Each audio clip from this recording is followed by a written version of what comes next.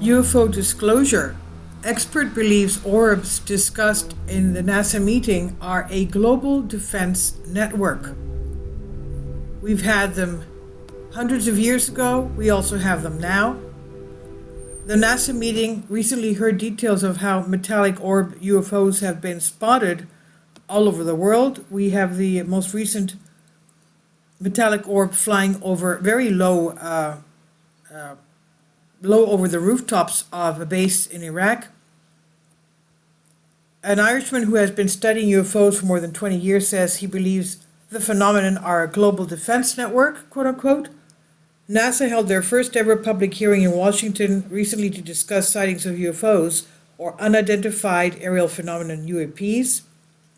The 4-hour meeting, which made headlines across the globe, heard details of how metallic orb UFOs have been spotted all over the world. Pentagon Chief Sean Kirkpatrick admitted during the NASA hearing that the orbs have been seen making very interesting maneuvers. And now, one Irishman, Patrick Jackson, 45 years old, says he believes he potentially has the answer to the mystery. He says he has the backing of retired U.S. Air Force pilots and IT specialists.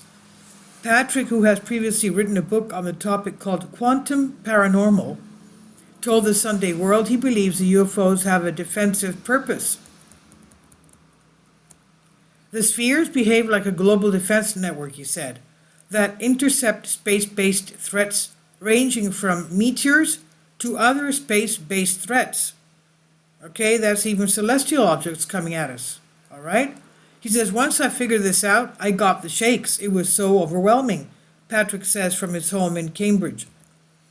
And recently the NASA hearing was told how about 800 reports of UFO collected over the decades were examined, and while the majority could be explained, a fraction between 2 to 5% are truly unexplained. At the meeting, officials did not rule out the possibility that the objects are, in fact, of extraterrestrial origin. NASA UAP Chief David Spergel also called for the stigma, quote unquote, to be removed from experts investigating UFOs, claiming it was hindering scientific progress. And speaking to reporters, Mr. Jackson, an IT database specialist, says he honored his skills on trying to understand poltergeist activity in a famous location at 30 East Drive, home to the most aggressive poltergeist in the UK. He said, I observed silver spheres flying around the house, tennis ball-sized drones, intelligently controlled, like marbles bouncing off the walls hitting my face, he said. The behavior patterns observed in the building were not human-like, but machine-like, he said. He said, I saw these orbs everywhere. The flight behavior was unusual. They would repeat the same patterns and processes. And Patrick says, it's still amazing to watch. I have all these videos. Nowadays, I have figured out how to trigger it and why the system operates the way it does. The Irishman's theory includes the idea that some element of poltergeist activity is, in fact, radiation emitted from these spheres. Patrick, who has been studying these orbs for 2 decades, states that there are 3 different types of spheres. 3 types. The type 3 operates in buildings and are the underlying communication network. They relay signals to each other, he claims. It's a scarecrow-like action designed to move people away from emissions. You may hear a door banging or in another part of the house. This action is designed to move people away. The further away a person is, the safer it is. People feel sick or faint when investigating this. It's not the result of dead people, but radiation bursts, Patrick says. And while this might sound crazy to some, Patrick's work has attracted the attention of top scientists worldwide. U.S. Air Force pilot Joe Alberg says Patrick's research is on a level never seen before. Patrick further details how these UFO spheres operate. The type 3 spheres are in buildings and operate 5 to 10 miles apart, in lines and clusters around environmental topology, he says. It acts like a microwave-based relay system. They send a signal to the Type 2, which the U.S. Navy are seeing. Those operate 300 feet off the ground, where needed. And there is a type 1 in the sky which triangulate on other incoming UFOs. They seem to make a V formation, and yes, I suspect that they are protecting humans, and I suspect they have been doing so for thousands of years, he says. A few months back, the Pentagon held a public hearing on the topic. One slide released on UAP reporting trends from 1996 to 2023 provided specific detail about these objects. Their appearance was described as being round with a size of 1 to 4 meters, or that's 3 feet to 12 feet. Usual color is white, silver, or translucent. The performance of these UAP was at an altitude between 10,000 and 30,000 feet, velocity from stationary to Mach 2, 2 times the speed of sound. No thermal exhaust has ever been detected. The orbs have radio signatures, radar signatures, and are visible through infrared. Patrick has specific details and evidence on these orbs.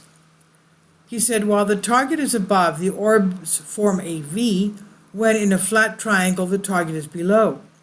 You see it again and again. Type 2 were seen over Mosul by the U.S. military. They flew over the Queen's Jubilee, and there's a video. They appear to all have the same flight behavior, hypersonic speeds. They stop, sit at the same spot for a time, operating like satellites in reverse.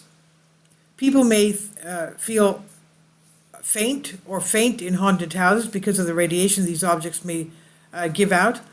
My working model is that it's actually a global defense network that intercepts space-based threats, ranging from meteors to other threats.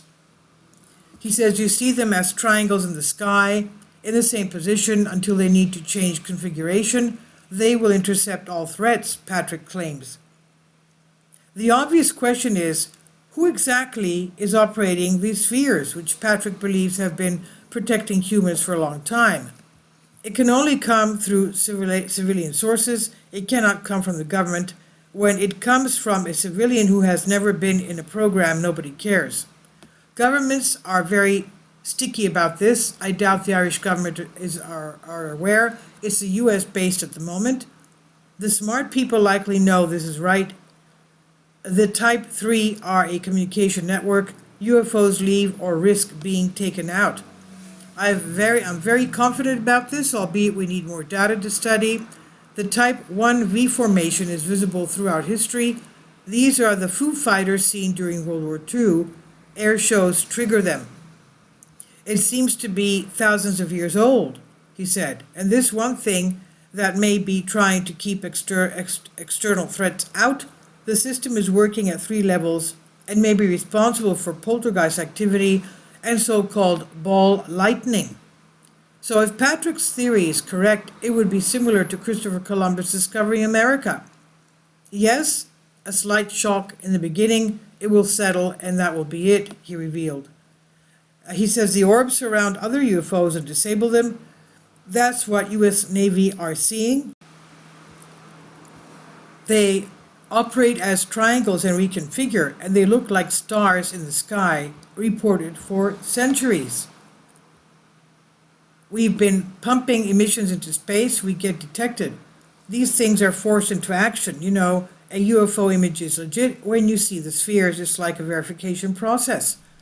The human body has an immune system that takes out viruses. This is like an immune system for the planet.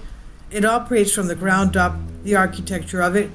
They were not made by us, Patrick concludes. This is astonishing what he's found. This is on Sunday World by Neil Ferretier. Please leave your comments and thank you for your support. Please support my Patreon account. The daily posts are 5 videos daily, and they are totally different from what I have on my YouTube channel. Thank you so much for your support and that you find all my content so interesting. You'll find the Patreon account details in the description box below.